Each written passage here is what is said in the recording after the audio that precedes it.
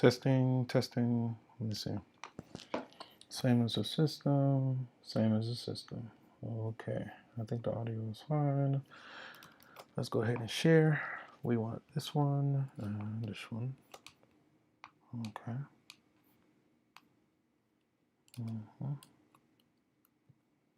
View. Let's open up this.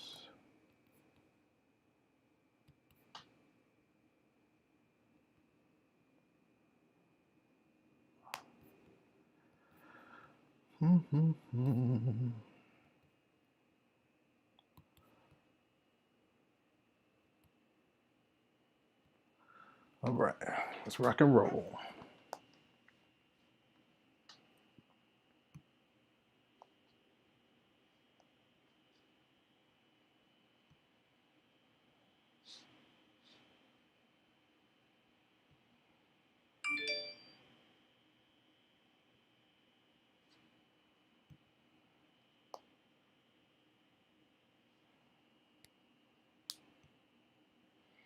All right, gentlemen, welcome in. I'm just taking attendance, and we'll get the party started. And um,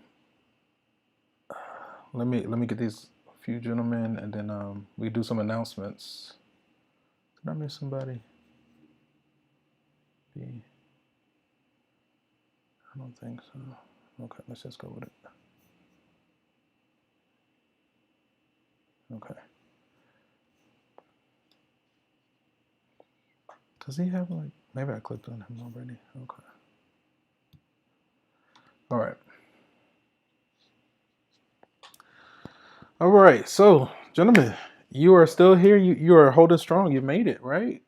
You're doing your thing. You're doing it. Like you're in the home stretch, right? So I don't want to be like it's do or die, but honestly, anything can happen. I've had students be in the very seats that you're sitting in this, whatever situation you're in, whether it's the highs of the high or the lows of the lows. And I've seen all of it, where people are at the bottom and you think that there's no way, and somehow they get it done. Rarely does it happen that people are at the top and they fall, but it does happen. But that's rare. I'm just saying this to try to encourage you. Like, you come this far, you didn't come this far to just come this far. And honestly, it's there for the taking. So I don't have the official details for the final exam as of yet.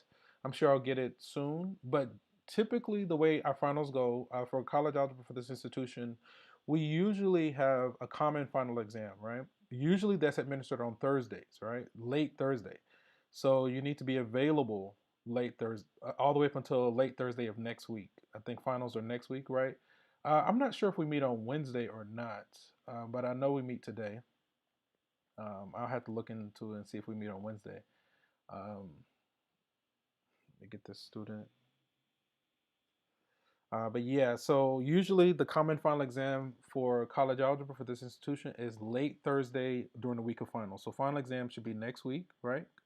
And again, I just want to say congratulations to you guys. You deserve a pat on the back. You did your thing, right? It is what it is. Do your best, finish strong. You're right there. Just take it.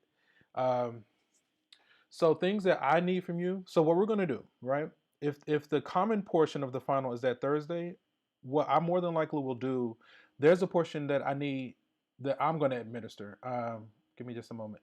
There's a portion that I'm gonna administer, and basically it's gonna be like all the other exams, but I'm gonna make my portion available starting this upcoming Monday. So all of our assignments are scheduled to lock out this upcoming Monday at 9 a.m. So exactly 1 week from today, all old assignments will lock out, right? So what that means is if you're trying to improve your score or grade, this is across the board, no matter what your grade is. If you're trying to improve it,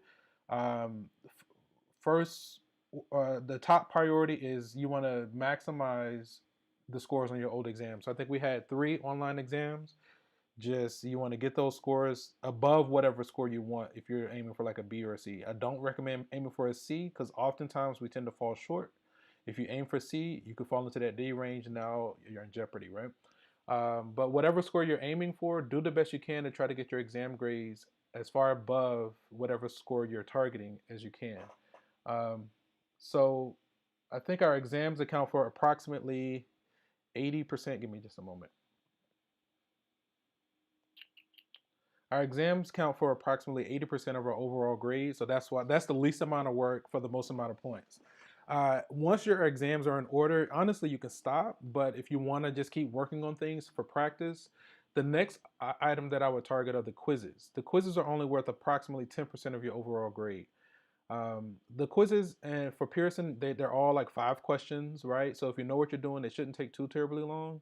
But once you've gone through those exams and you've gotten those where they need to be, the rest of it's kind of a quote unquote a breeze. The last thing, only if you just really want to do it, I would go back to the old homework. But that homework, that's a lot of work for a little bit of points. Your homework for your overall grade is approximately 10% of your overall grade, right? So that's a whole bunch of work for a little bit of points. I don't want you guys to waste your energy and time trying to complete all that homework. I would say just let the homework be what it is, and make sure the main priority is make sure your exams are in order. That's across the board. It doesn't matter where you are. If you're the A range, B range, C range, wherever you are, that's the recommendation. So again, all of our assignments are scheduled to lock out a week from today. A week from today at 9 a.m. Let me think about what else. But then at the same time, I wanted to go ahead and make my portion of the final exam available, and I wanted to give you until like basically it'll be available this upcoming Monday, but it'll be due that Thursday. So when you submit that common portion of the final, once the final exams end, that's it. I'm not trying to have anything linger, right? Nothing going into Friday. Like once we finish that final on Thursday, you're done with our class. So the recommendation is this week, get your stuff in order. Next week, we're just going to be doing stuff pertaining to the final. I'm trying to think if there's anything else I need to kind of mention before we start the review. We talked about the final. Now, the common portion, it's a little different. Like there might be, usually it's been like there's a multiple choice, a short answer, and a long answer, right? But I do have a portion. So for my portion, we're just gonna do it like we've been doing all the other exams. But then you still need to kind of, oh, and I got to see, yeah, and the time, I'll be in contact as far as the timing and how we're gonna do this thing for the common portion. I'll be in communication via the announcements in Blackboard, right? So you should have received an announcement from me last Monday, right? So hopefully everyone had a great holiday, got to be around friends and family and loved ones, got to get some rest and eat some good food, or just enjoy your time. You know, your time is the most precious thing that you have, right? Like it's not money because money comes and goes, but certain moments in your life you don't ever get those moments back, right? The hand on the clock might repeat, but that moment in time has passed, right? So I said it to say guard your time, right? Like you only get like 40,000 winks in this lifetime, so think about what are you using your time for? Because again, you don't get it back. Are you wasting your time making somebody else rich, or are you actually investing in yourself to position yourself to not only take care of yourself but to also take care of as many people as you can, right? So, you know, just using this platform to kind of encourage you guys and kind of point you. Let me see. Yeah, so I kind of answered the question that I saw in the chat. I can't think of anything else. Let's see. Yeah. So the comment. So there's a question that says, when I say my portion, does that mean that we have another half apart from your final, or are you saying the lab final? So there is another part separate from my part, right? Because there's a part that's administered by the school because they want to see, okay, are we all on the same page, like across the board? All college algebra students should be able to do the same things because it is the same thing. So there's a portion that's mine. I don't know the weights. I got to get all the details, but I'm gonna administer a portion. It's gonna be basically available for the entire week of the finals from that Monday to that Thursday, probably that Thursday night at midnight. But then there's a common portion that's administered by the school. I'm like totally stammering over my words this morning. Um, there was something else I was about to mention. Let me think for a moment. So the final exam. Oh, and then if you have a lab, the main thing is you just need to be in communication with Dr. Lamar. If you have any questions about the grade for her portion, you just whatever she says to do, that's what you need to do. And then what I'm going to do, if you have a lab, I'm going to take the lab, whatever grade she puts on Blackboard, and I'm going to scale it to 10% of your overall grade, right? So if you have a lab, whatever she has, whatever I see that she puts on Blackboard, I'm going to take that and I'm going to scale it so that it's 10% of your overall grade. What we've been doing together on Pearson, that's 90% of our overall grade. And then I want to say each exam is 20% of your grade, and approximately. Okay. Let me see. More than likely, it's going to be online, but I'm going to. So there's a question that says, "Is the test administered by the school going to be online or in person?" In the semesters that I've taught during the pandemic, we were able to successfully do the online portion remotely. I think it was like done in like Blackboard or something like that. Um, I'm gonna have to get back to you on that though, just to make sure, because I still don't have all the details. But again, I'm gonna be communicating through the announcement section in Blackboard, right? That's gonna be my main point of communication. I do struggle with checking emails because again, when I'm not with you guys, I'm ripping and running in the streets, like just generating money and kind of researching and things. So if you have questions, now is the best time to ask them. You want to, because we meet today. I'm not even really sure if we meet on Wednesday. I need to look at the schedule to see if we meet because I know this last week usually is shortened. So I have to check that. But more than likely I'll be here. I'll have to check. And again, if we don't meet, then that means I'm going to be communicating via Blackboard. These are good questions that I've gotten. Okay, so I can't think of anything else. But again, you got this. Just take a deep breath, finish strong, and keep it moving. Hopefully you had a good experience. I know it was a little removed, but that's the nature of remote. And hopefully I equipped you and positioned you so that you can be successful and keep it moving and keep taking steps towards whatever reality you're trying to create, right? Okay.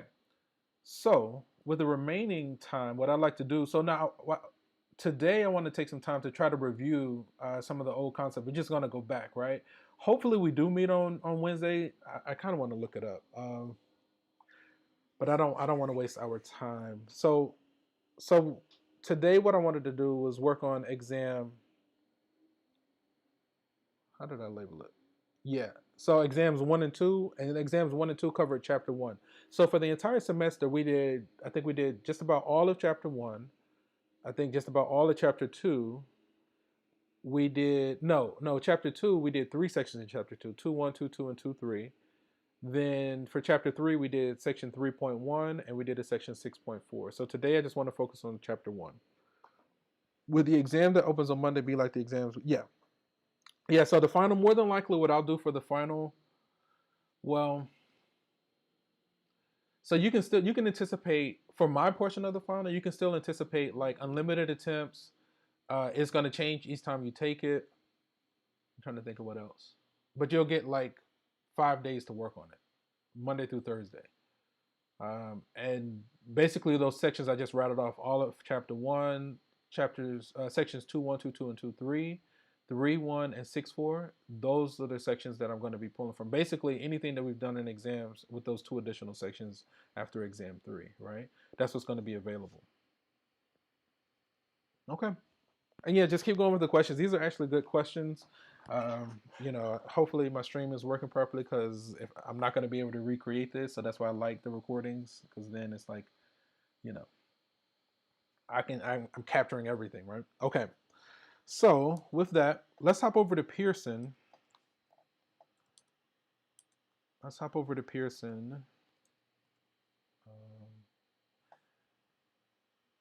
And let's start. Okay. So what I did is I just pulled up exam 1, right? And we're just gonna make our way through it as quickly as we can. I'm kind of watching the clock, and we won't get feedback until we submit. So hopefully I don't get any of these wrong. I definitely get some wrong sometimes because I be rushing and you know, but we're gonna minimize our errors as best we can. Okay. What is that? Okay. Oh no.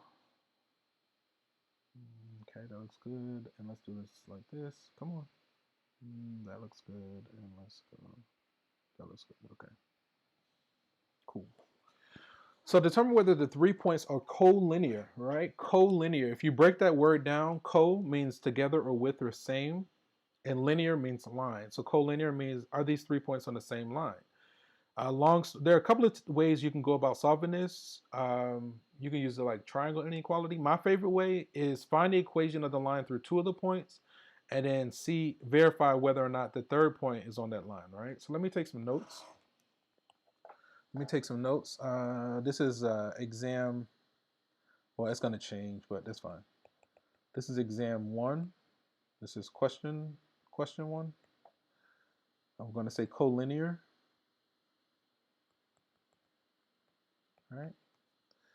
So then we have the point. I'm just taking some notes, and we'll hop over to the tablet momentarily. We got 0, 5, and it's definitely a good idea to try working on this on your own, just to see if you're reasoning or if you get it. And if you have questions, this is the best time to ask questions, right? Because I'm right here.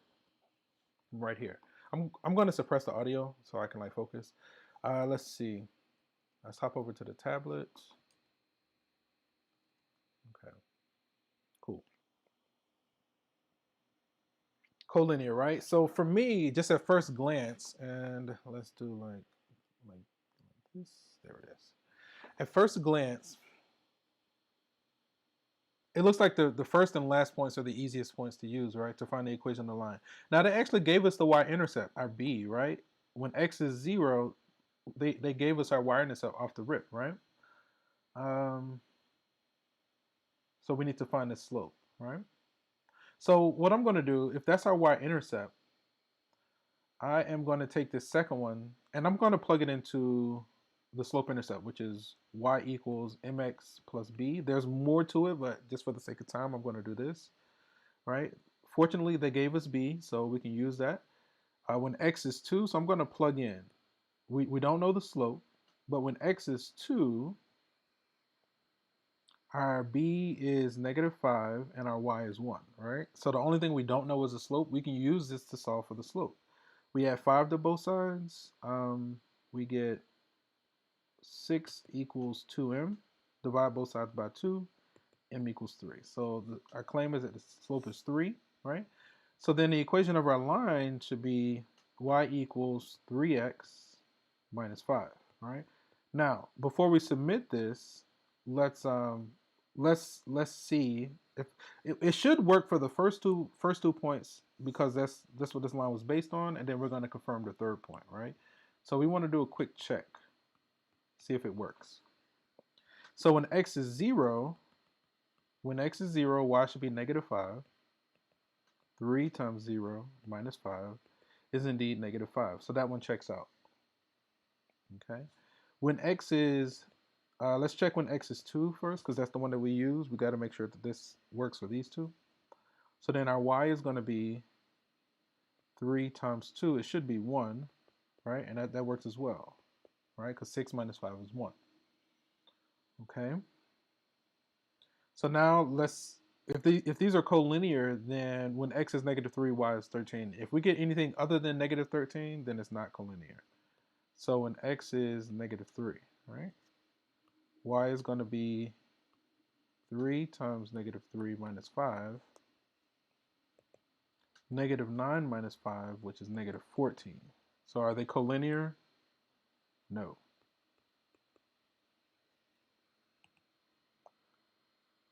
So we're going to say collinear. We should say no, right? Okay. So we're gonna go with no. Okay. Let's hop back over here. Actually, here. So are the 3 points collinear? No, they're not on the same line. Let me check the chat real quick. Okay. Identify the triangle PQR as isosceles, equilateral, or... Okay, so basically we want to find the distance. If we were to plot these points, we want to find the distance between all these points. Then that'll tell us what kind of triangle, if any, that we're working with, right?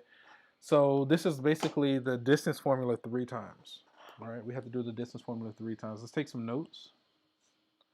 So this is question 2. I'm going to say, what type of triangle? Okay. We have P is the point 4 comma negative 2.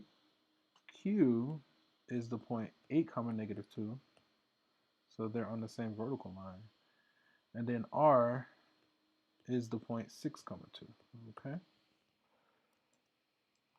Let's hop over here. Okay.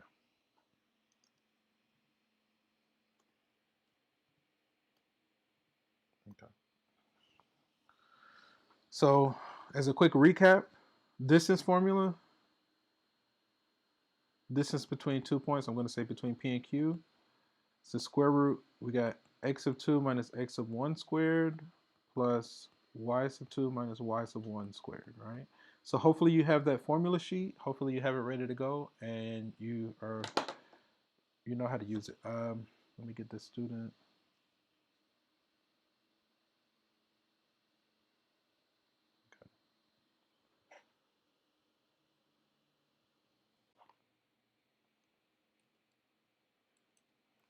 Okay. So what type? So we want to do the distance formula 3 times. Okay. So I'm going to start with P and Q. So the distance between P and Q, right? So we can go ahead and label. Let's go x1, y1, x2, y2, right? And so the main thing here is the most important thing is just to be consistent. So we're going to say 8 minus 4 squared plus negative 2 minus a negative 2 squared, right? Okay. 8 minus 4 is 4 squared is 16. A number plus its opposite is 0, so all of this here goes to 0. Okay. So then that leaves us with the square root of 16, which is 4. That's the distance between P and Q, right? Let's go ahead and do PR. So what I'm going to do is move this x2, y2. I'm going to just move it over here. Make that my new. So we're going to do PR, the distance between P and R. Okay. So x of 2 is now 6 minus 4 squared plus 2 minus negative 2 squared. Okay.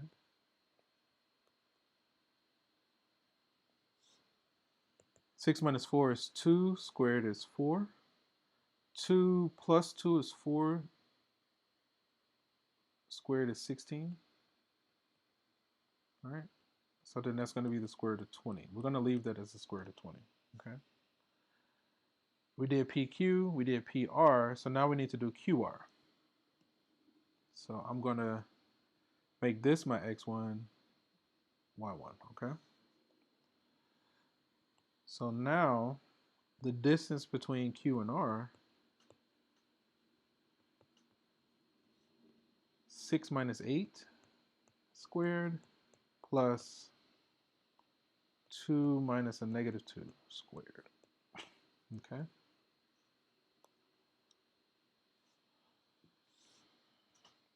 That's going to be 6 minus 8 is what?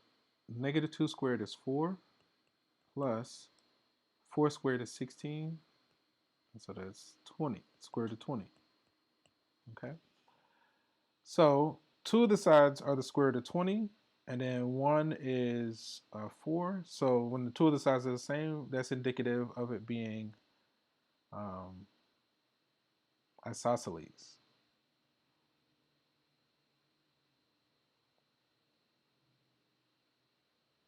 Let's see, 16 and 25, 4 point something. So these are the longer sides. And then I just want to go ahead and confirm that this is not a right triangle, right? So in order for it to be the right triangle, if we, like we say, the 2 shorter legs squared, let me think about this. Does this make a triangle? Mm-hmm.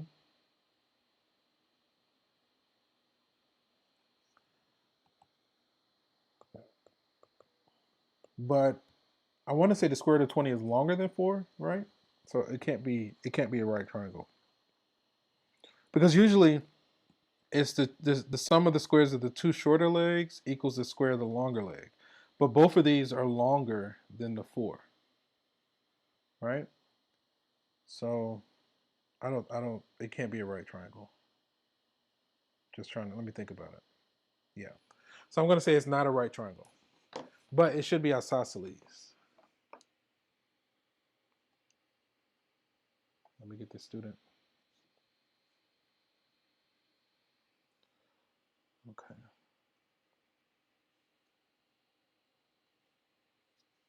What's the time looking like? Okay, we're doing pretty good on time. Okay, so let's hop back to Pearson.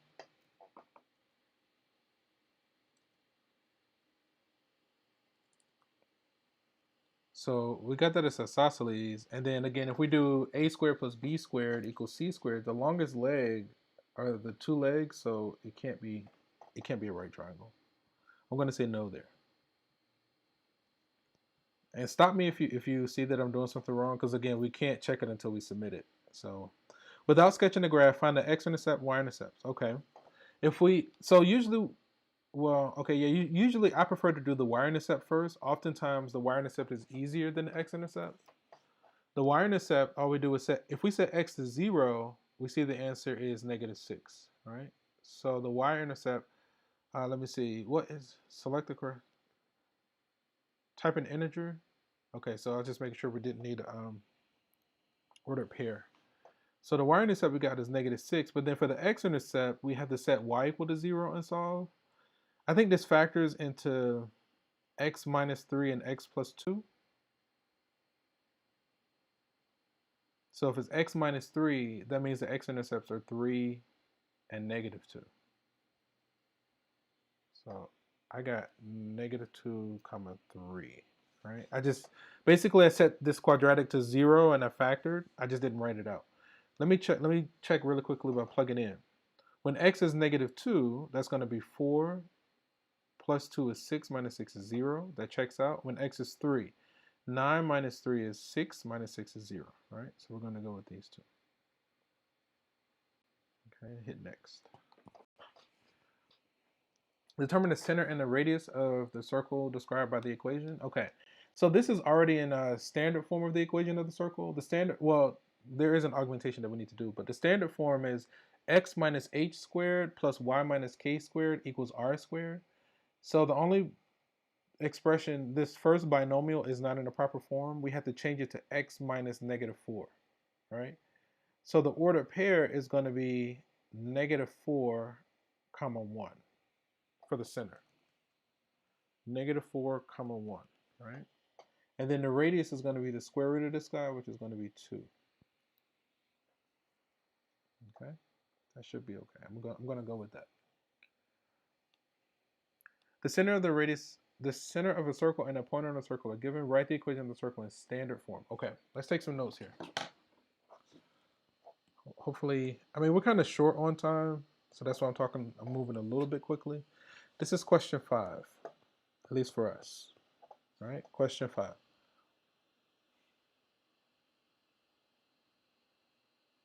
I'm going to say standard form of the circle. All right. The center of the circle is -4. Nope, that's not a 4. -4 comma 5. And the point on the circle, point on circle, is -1 comma 3. Okay.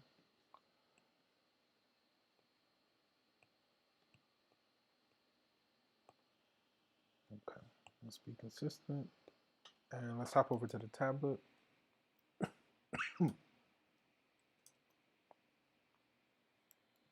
Okay. So again, standard form of the equation of a circle it's going to be x minus h. Let's try that again. X minus h squared plus y minus k squared equals r squared. You know, this is a random tangent, but I often think about, like, okay, I actually do want to start like clubs and organizations at the school, but like if I were overseeing it, it would be centered around like gaming, science and technology, and finance. Like there's this thing called the FIRE movement where it's like financial independence and early retirement, something like that. And like there are ways where you don't have to do all this other stuff to be taken care of. You just got to you have to move with intent to like free yourself financially. But like all the schooling and all this other stuff, it's not necessary. It's just what like society has conditioned you to think. And like to me, it's like, okay, unless you're trying to be like a doctor or a lawyer, like if you're trying to go like that route, then yeah, you definitely need school. But if you're not really interested in that, you can still like free yourself without all the extra headache. So like that's the kind of stuff that I would research, because like that's what I research naturally. I was like, okay, what are some things that are more passive in nature? Like for instance, right now, and again, I'm no financial guru.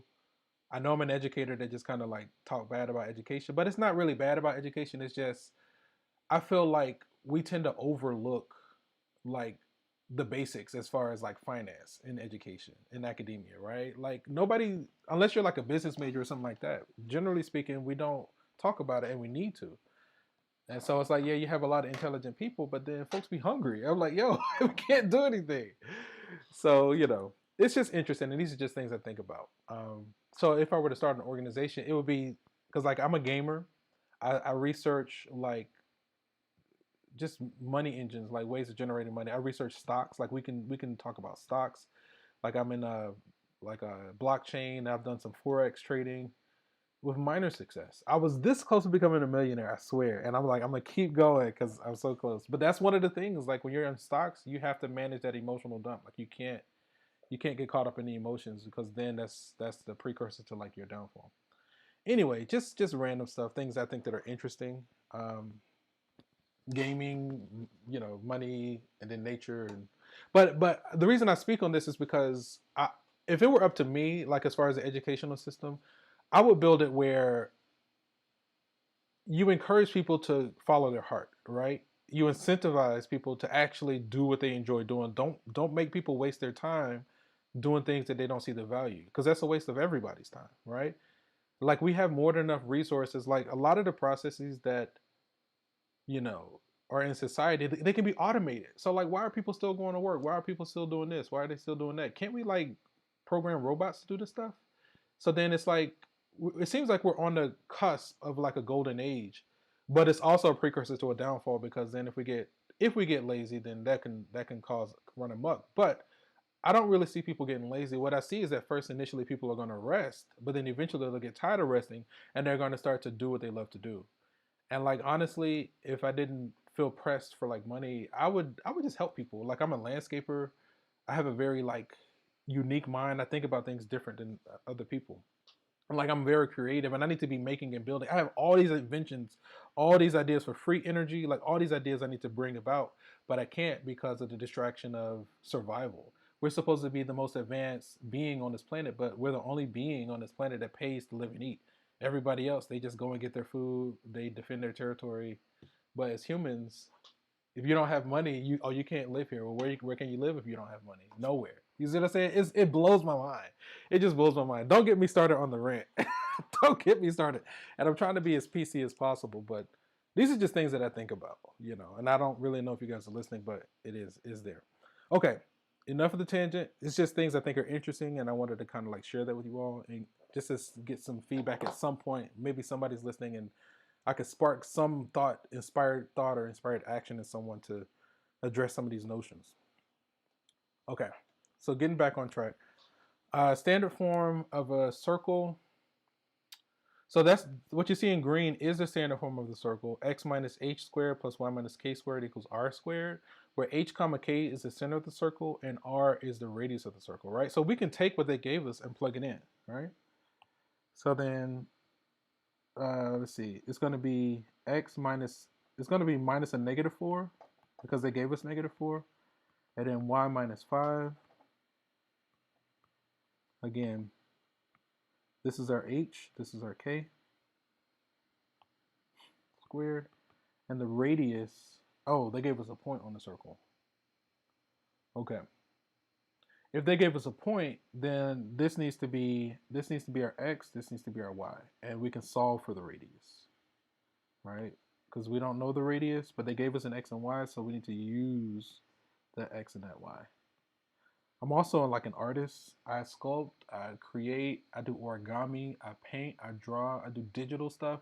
it's like I have so many things that I do music. I play instruments, piano, clarinet, trumpet, French horn, um, digital stuff. I'm a video editor, videographer, photographer, but I feel like it's wasted because I'm constantly feeling like I have to chase money, and I'm like, but I know it's a game. I know it's a joke. Like anyway, just ranting a little bit.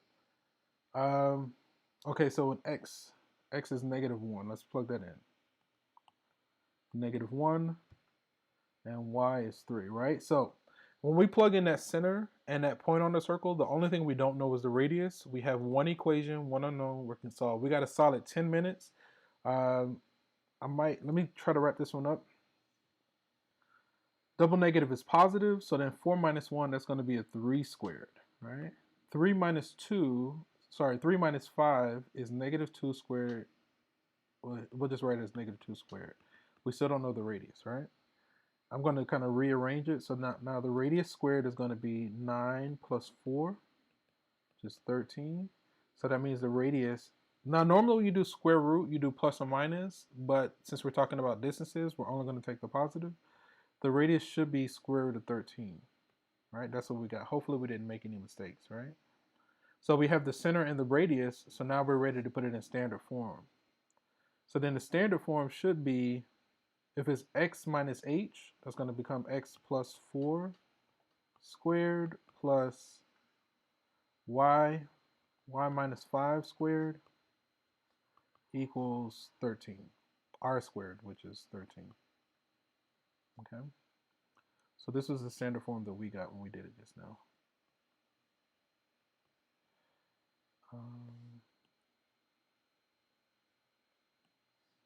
Now we should verify at least at that point on the circle works. We see the center is there, the -4 and the 5. And then when x is -1 and y is 3, the answer should be 13. Now let's see. That's going to be a 9 plus 4 is 13. Okay, we're going to go with this. Okay. Let's go here. We need to change it here for these guys.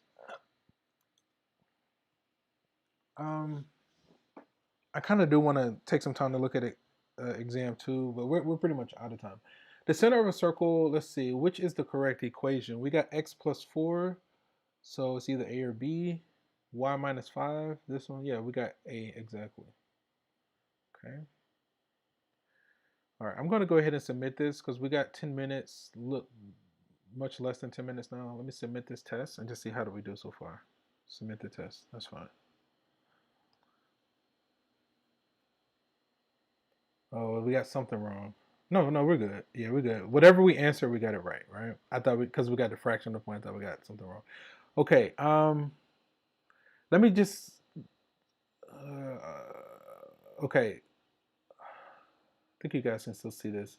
So I'm gonna just kind of do a quick, I just want to kind of talk about or just touch on some of these other ones, right? Let's see, equation of the graph of the pair, same distance. Find the equation of the graph of the pair of a point that moves such that this is the same distance from this point and the y-axis. Find the equation for the graph of the path of a point that moves such that p, x is the same distance from this point and the y-axis. So we're talking, type, same distance from this point and the y-axis. So if you go over 10, find the equation for the graph of a path of a point that moves such that this is the same distance from this point and the y-axis. Equation is x equals this. Let's see here. Answer feedback. Oh. That's a parabola, right? No. Oh, it's a sideways parabola. Let me think about this. From the x-intercept of 10,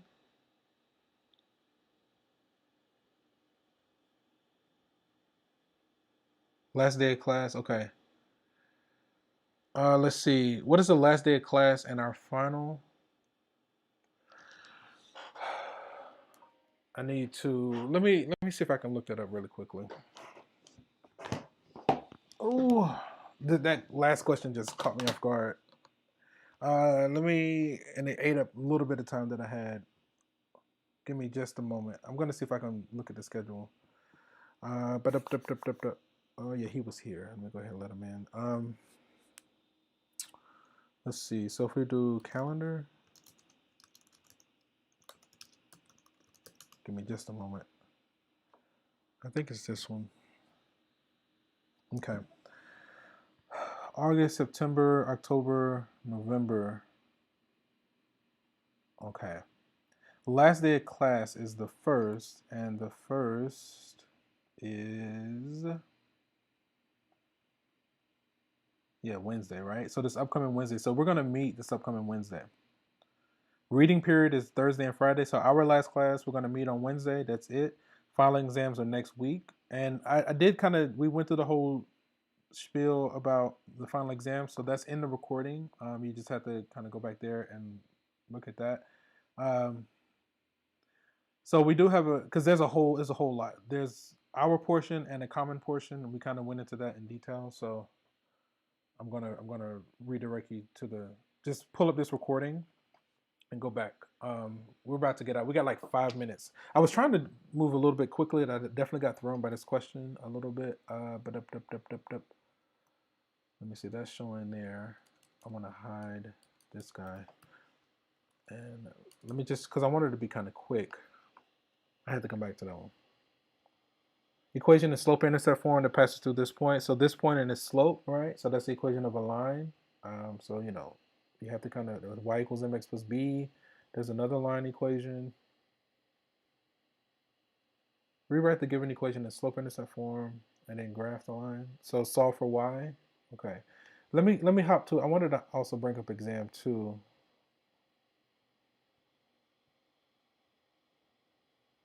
Because I just want to look at it and see what kind of notions come up. We got like 3 minutes exactly. Let's see. Let's go like this. We need to go here.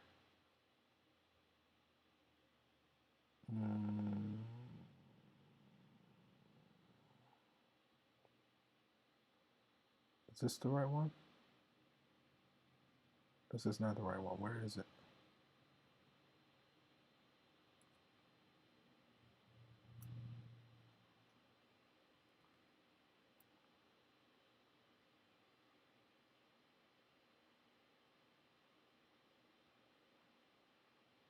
Nope. Take a test. Do I need to just click on it again? Is that what it is? Hang on. Technology, college algebra. I don't understand why it's not showing.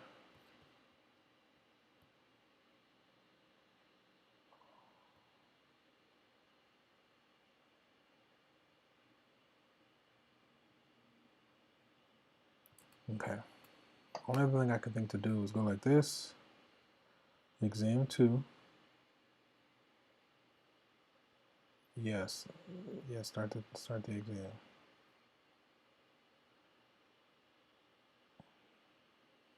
Question 1.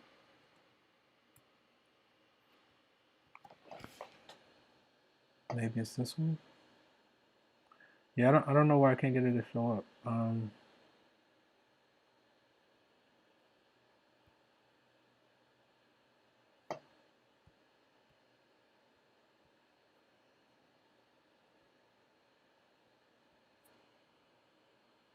Okay, yeah.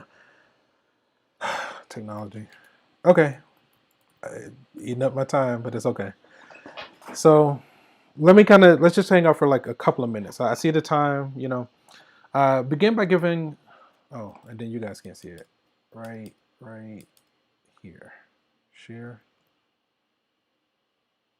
Okay, so with attendance, don't worry about attendance, guys. Like if you're still here, like if you're here today and you've been coming, I'm not gonna like, as long as you're on the roster, you don't have to worry about attendance. Like you're here, the semester's over. It's not part of your grade.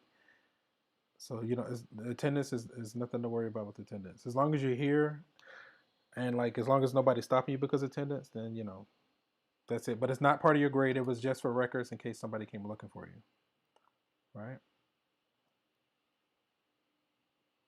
Let's see the chat. Ugh. Oh, this stuff does not want me to like. Give me just a moment.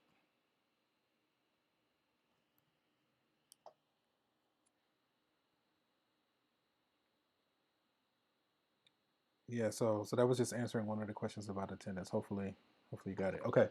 I begin by graphing an absolute value. So as a recap, you definitely want to look at like the library of parent functions. Remember, absolute value was like a V, where the vertex is at the origin, and then we talked about transformations, right? Transformations of graphs.